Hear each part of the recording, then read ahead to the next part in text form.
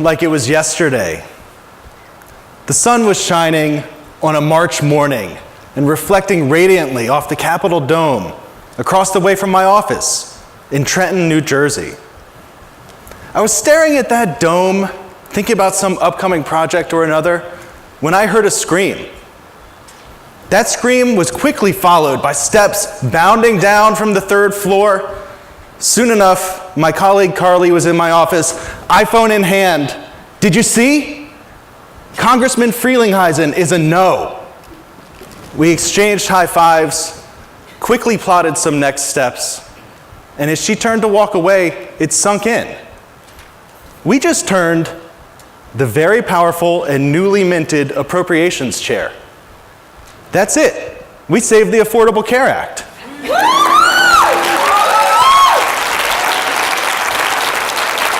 Now, as we know now, the fight to protect healthcare for tens of millions of Americans was far from over that March Friday. And while we've won a reprieve, grave threats remain. That said, it's amazing that we made it this far. There are a lot of stories that have been told about how we together achieved such a monumental victory this year. Today I want to share the story of how state groups, and New Jersey Policy Perspective in particular, played an outsized role. That story starts in this very building. Like so many of you, I was here last year at Impact 2016, where we heard the dire prognosis. ACA repeal was priority number one, and it could be all done and signed by February. The stakes were enormous and the timeline was tight. In New Jersey alone, healthcare for hundreds of thousands of residents was at risk. Billions of dollars in federal funds were at risk, and all of the progress we had made together. Historic reductions in the uninsurance rate, an equally historic closing of racial and ethnic coverage gaps, that was all at risk. As groups in and allied with the State Priorities Partnership, this was really our time. It was our time to work together and with national partners to help defend the most significant progress we'd made for low and moderate income Americans in decades.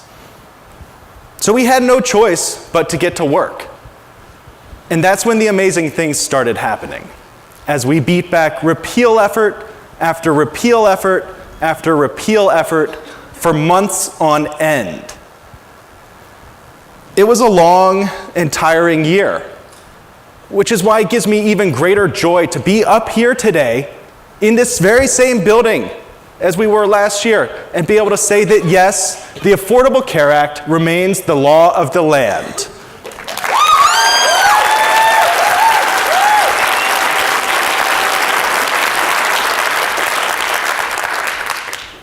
So how did we get here?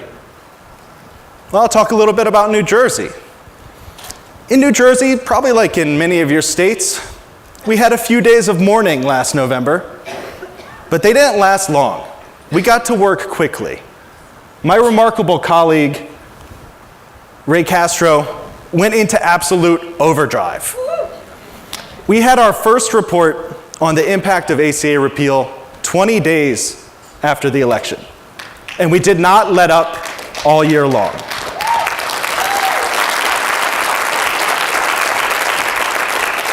We broke down coverage loss and loss of federal funds by congressional district and found that, New Jersey's districts led by Republicans would actually be hardest hit.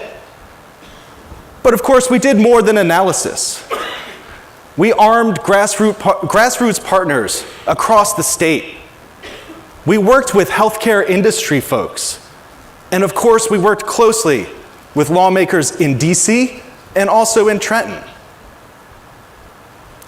That all culminated in a way on that March Friday, where 4 of New Jersey's 5 Republican congressmen, and yeah, they're all men, said no to repeal and replace, just like they said no to the tax bill today. This was a remarkable victory in New Jersey and across the nation, and the impact still reverberates. Everyone at NJPP and all of our partners, both in New Jersey and across the nation, played an important role. And I'm really proud to say that when the time was so critical, NJPP did what we do best. We put real facts into the right hands at the right time to have the greatest impact. So that story, I mean, it didn't really end there, but it kind of ends there. But my story doesn't end there. One of the most amazing things about this ACA fight was hearing from so many Americans whose lives would have been really ripped apart by the cruel repeal and replace plans. I'd like to introduce you to one of them today, who's very important to me. Meet Michael Weil Whiten. He's my 5-year-old son, my only child. About 2.5 years ago, when Mikey was 2, he wasn't really acting like himself. He was eating a ton, but he was always hungry, drinking a lot of water, but constantly dehydrated. Really lethargic, couldn't get off the couch, and his breath, I will never forget, nor do I ever want to smell again the interesting mix of terrible breath and flowers and sweetness. Turns out his pancreas had stopped working because he had type 1 diabetes, a chronic illness that almost killed him before we caught it. Today, thankfully, Mikey's health is under control and well regulated. But he's going to have type 1 diabetes forever because there is no cure. He is a kid with a pre-existing condition. So as this ACA fight geared up, I was all in wearing my NJPP hat. I was devoted to it. I was all over the place working with all of our colleagues and partners. But I was also all in as a dad and thinking about Mikey's future and his health. I wasn't really sure what to do with the dad part. So I did what I thought I could probably do best.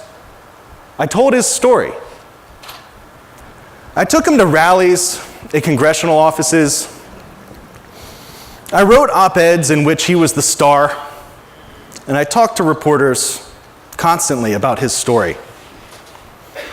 All of that, improbably, landed me on Capitol Hill, where at the request of my congressman, Frank Pallone, I shared Mikey's story with other members of Congress and the media before attending President Trump's address to the joint session of Congress this winter.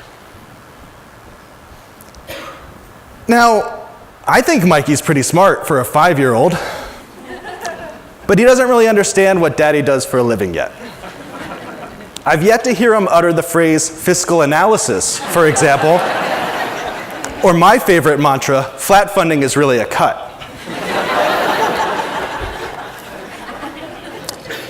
But he does understand fairness. He understands justice. He understands equity. He gets the cornerstone concepts behind the work that we do every day.